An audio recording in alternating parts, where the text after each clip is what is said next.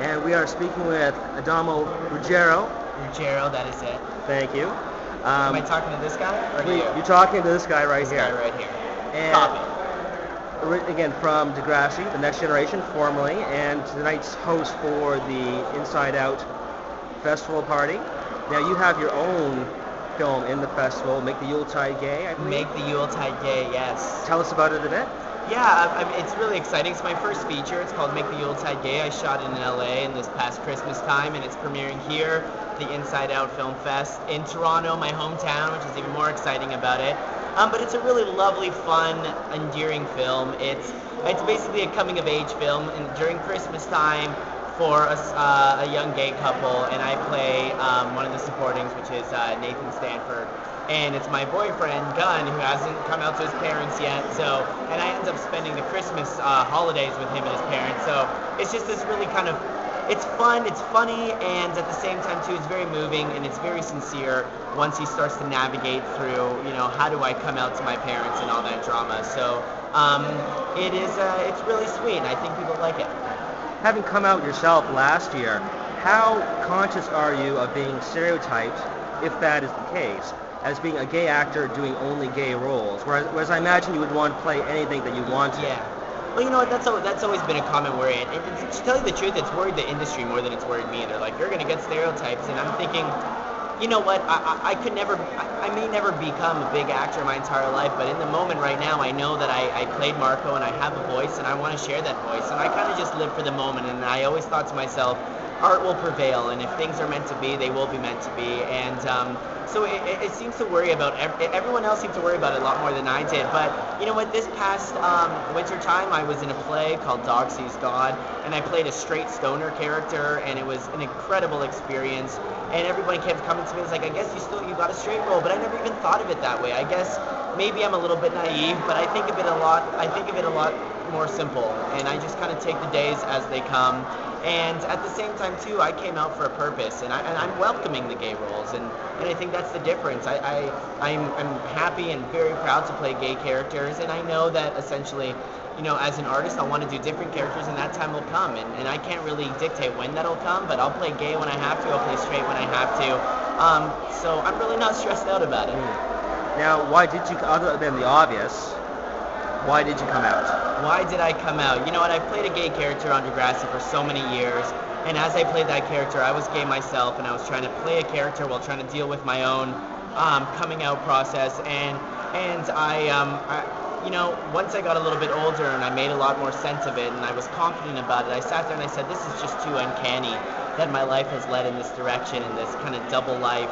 And, I live in Toronto, and I have lovely friends and beautiful parents, and I thought to myself, this is what's meant to be. I have so many friends and people that are suffering every single day because of the stress their families are putting them through, that are not out, and I just thought this is too much of a coincidence to be an accident, and I was ready to speak up and to talk about not only the things that I see my friends going through, but what I've gone through, in hopes to help other LGBT youth like myself that are going through the same situation to realize that, it actually is okay to be gay.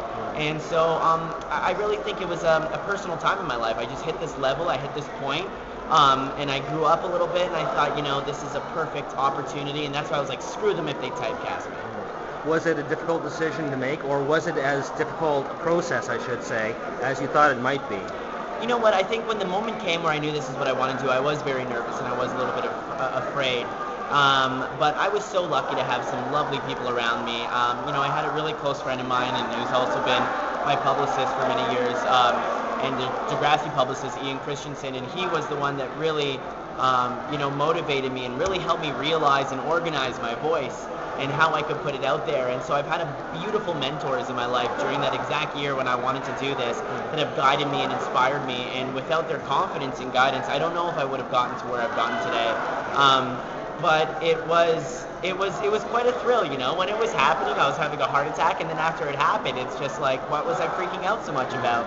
And then I realized that ultimately, that freak out that I had was important to talk about, because at the end of the day, it is scary to come out. But I was ready for the challenge, and to tell you the truth, I've been met with nothing but positive responses, and I've been very blessed. There have been a lot more representations of gay characters in mainstream media, Obviously, Sean Penn winning the Oscar Yes. for as Harvey Milk in Milk. How important is a festival like Inside Out, which is the third largest lesbian, gay, bisexual, and transgender film festival in the world, when there are so many, relatively, compared to the past, positive portrayals of gay characters? Yeah.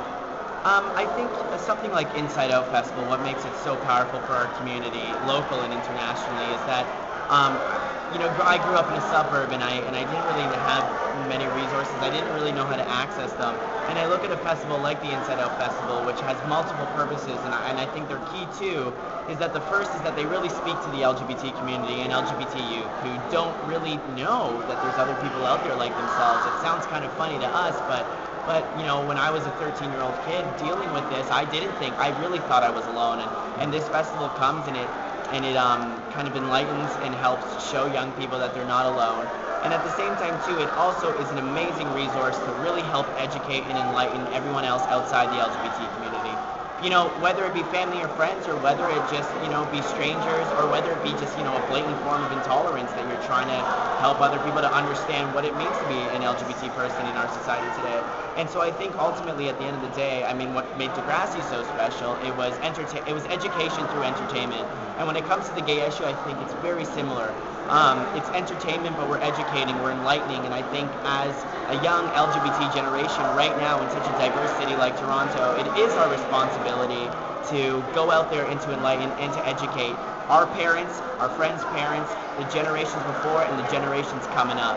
Now, finish off, what message would you give to any queer youth in Canada who hasn't come out to their family or friends yet, but knows that they need to? Yeah. You know what?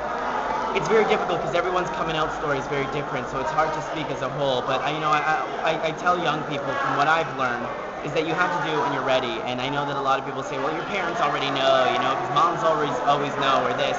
But you know what? You have to really do it when you're ready and when you're able to confront the challenges that are headed towards you. At the same time, too, I also encourage young people that, coming out often is a selfless time in the sense that we're put in a situation where we're forced to be educators.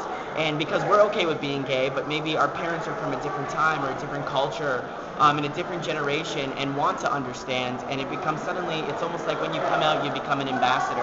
So I tell kids, no matter if you're coming out to your friends at a local level or you're coming out like I did publicly, you're an ambassador for change, and it's a beautiful experience because you're about to take on a challenge that will personally affect you, but at the same time, too, you're setting a standard that ultimately we want to define our future. And so, you do it when you're ready and understand what you have ahead of you. And ultimately, as cheesy as it sounds, you love yourself. And you realize there's so many crazy things in the world and insane people in the world and horrible things happening that being gay is actually the positive part, You get to do something special for yourself. You get to enlighten. And at the same time, too, you can wake up in the morning with a smile, then there's no reason not to do it. Right. Well said, sir. Thank you. All right. Thank you very much.